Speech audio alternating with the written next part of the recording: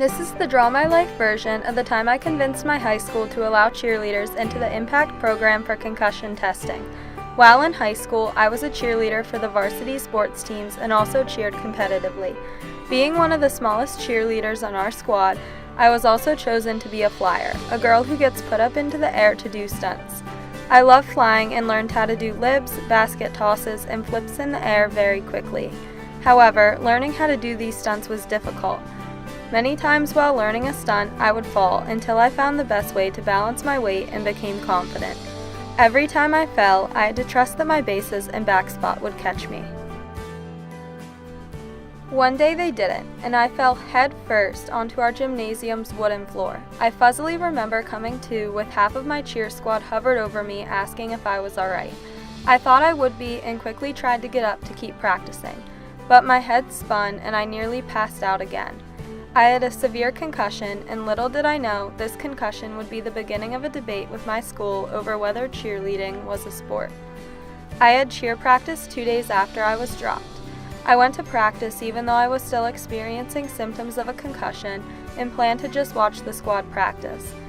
I was surprised when my cheer coach insisted that I practice with them.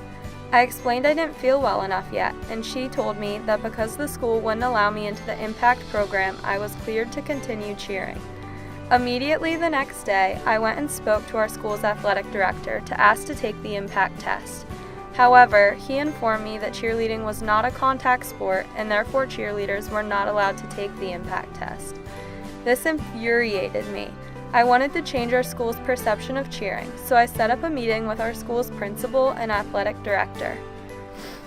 In the meeting, I presented why cheerleaders should be allowed into the Impact testing program.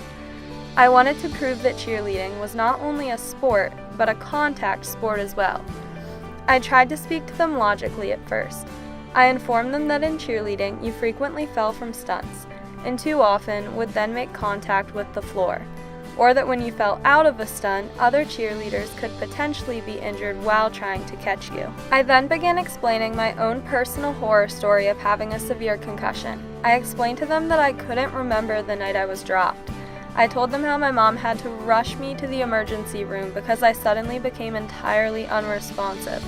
I explained to them how extremely dizzy I was and how badly my head hurt, still a week later, and how I had missed the entire last week of school because I passed out every time I stood up. I knew I had caught their attention at this point. I pushed further and questioned them, asking why a basketball player whose head hit the floor during a game was any different than my situation. I was a cheerleader who had experienced a severe concussion as a result of cheering. Didn't this qualify me to take the Impact test? Throughout the meeting, they tried to find ways to justify why I wasn't allowed into the Impact program. However, at the end of the meeting, when I asked if my concussion sounded any different than another athlete's, they finally agreed it was not. They admitted they were wrong, and cheerleaders were quickly added into the Impact testing for concussions at my high school. Even though it seemed insurmountable to change our school's perception of cheerleading, I did. This experience taught me to fight for what I believe in and not to be intimidated of people just because they have authority over me.